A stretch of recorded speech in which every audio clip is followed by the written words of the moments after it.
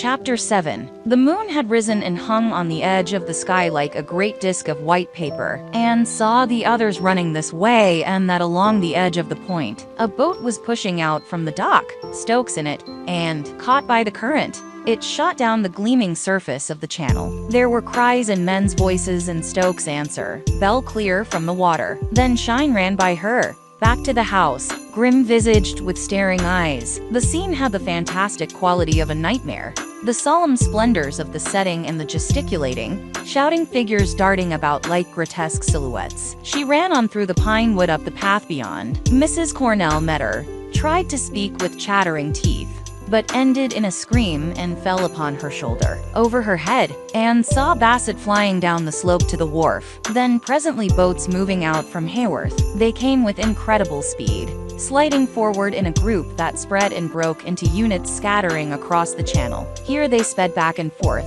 up and down, swift black shapes that seemed to be executing some complicated maneuvers along the glittering track of moonlight. She was aware of Bassett's figure leaving the wharf and racing to the house, of Shine thudding by and calling, "They're here already. I got someone on the wire, and I told him to go like hell." Miss Pinnay's voice answered him from the edge of the point, where she stood like a black basalt statue. "Oh, they're here, all right? Every feller that has a boat's out. But it's no use. No one who's ever got caught in that current's been found." Shine muttered an invocation and came to a stop. They all stood speechless, staring at the boats looking for Sybil, who half an hour ago was alive like themselves, and now was where?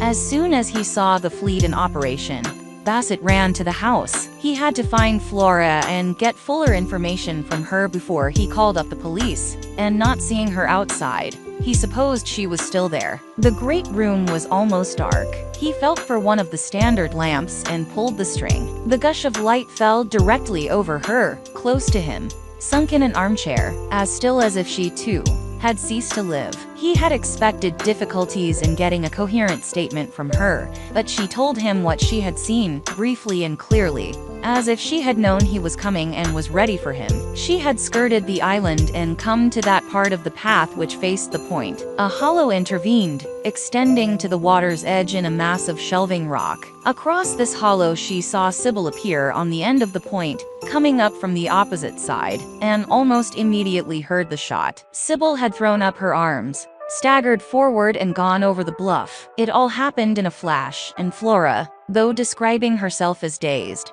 had run down the path into the hollow and out on the rocks, thinking she could catch her. But she saw the body go swirling by far out of her reach, caught and borne along in the current. She had watched it, stunned, then had come to her senses, and staggered back to the shore. She thought she had fallen more than once and ran to the house. On the way there she had seen no one and heard nothing.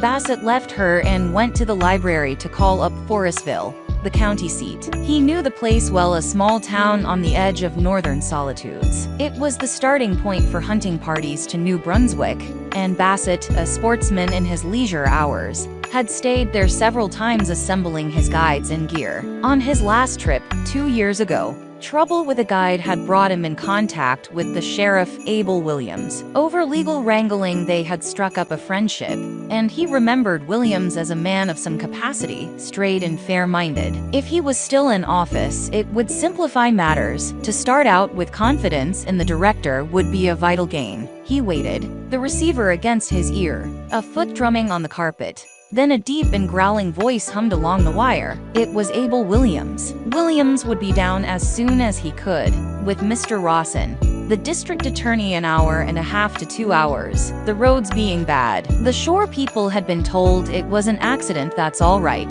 Couldn't hold an inquest anyway without a body, and it was a good thing to keep him off. Better not let anything come out till they got the situation in hand, easy to fix at that end. As the United American Pressman was off fishing, they'd do a good deal better if the press was held off for a spell. The place was small. They'd clutter it up, tramp out footprints, get in the way searching for clues, seeing where the island was and that there was no one on it but their own crowd. it would be possible to keep things out of the public eye till they had the work well started.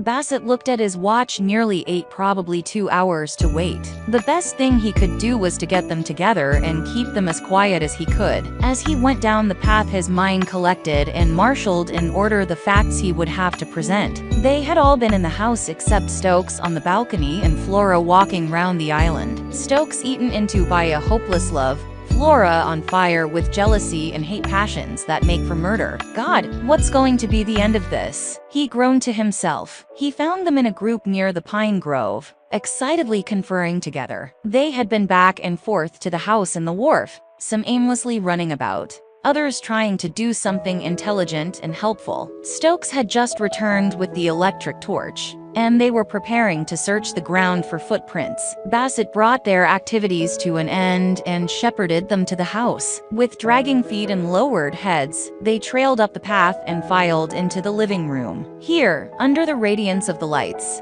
they looked at one another, as if expecting to see startling changes, and fell groaning into chairs, or sat, stiff and upright, with rigid muscles. The effect of the shock showed in Mrs. Cornell, Stokes, and Shine, in a sudden outburst of loquacity. They went over and over it, what they were saying, where they were, what had entered their minds when they heard the shot. And I thought to myself, sentence after sentence started that way. Then the feverish talk began to die. Bassett had told them when the authorities might be expected, and as the hour drew near, dread of the drama in which they found themselves stilled their tongues. The sea breeze, freighted with the acrid odors of uncovered mud and seaweed, blew through the room. Bassett rose and closed the garden door, and eyes shifted to him, hung on his hand as it slid the bolt.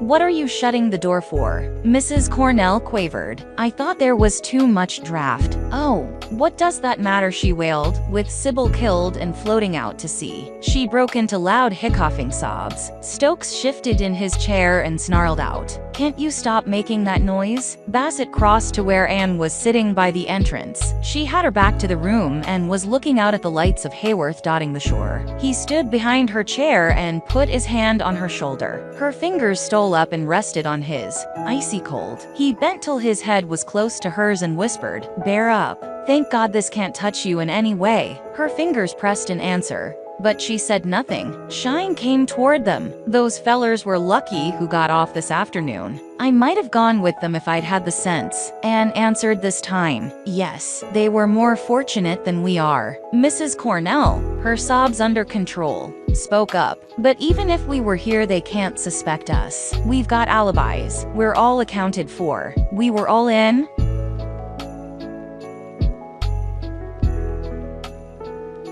She realized where she was going and stopped. There was a portentous silence. Shine almost shouted, pointing out at the channel. "The tide's falling fast. They can't get into the dock here. How will they make a landing?" Bassett answered, "In a cove at the upper end of the island. They've a dock there for low water. They have to make a detour, that's all." Flora, who had been sitting with her hand over her eyes, dropped it and sat erect. Her breath came from her in a loud exhalation that was almost a groan. Every pair of eyes shifted to her, watchful, questioning, apprehensive. "Do you feel ill, Flora?" said Bassett, moving to her side. No, she looked wildly about. "But this waiting, it's so awful." Miss Pinnay suggested a glass of water, but Flora waved a hand as if pushing it away. Stokes rose and moved to a seat beside her. "They'll be here soon now." She sank back and closed her eyes. Her husband bent a somber, sidewise look toward her, then laid his hand on one of hers. Her own turned and the thin fingers twined like clinging roots about his. "It won't be hard," he reassured. "Just give them a clear account of what you saw." She waved the other hand in front of her face, like a person in unendurable pain who makes a vague, distracted gesture for silence, and spoke from the door. "There's a light moving out from the shore." The statement shook them. There was a simultaneous stir of feet and bodies, a heave of labored breaths.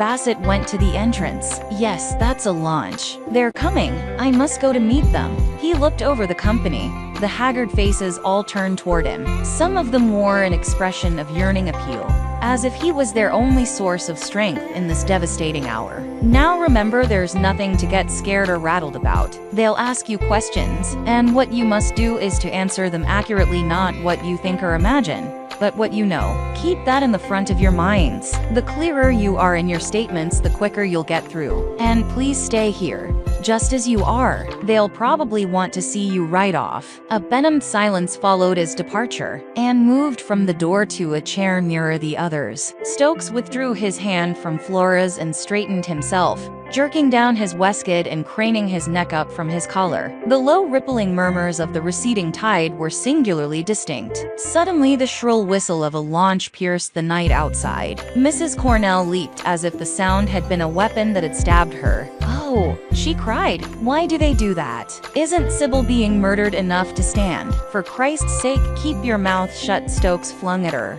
glaring. The savage quality in his voice penetrated Mrs. Cornell's encasing terrors. She shrunk and slid the look of a frightened animal at Shine. Then the silence settled, and they sat like those who have looked upon the head of Medusa.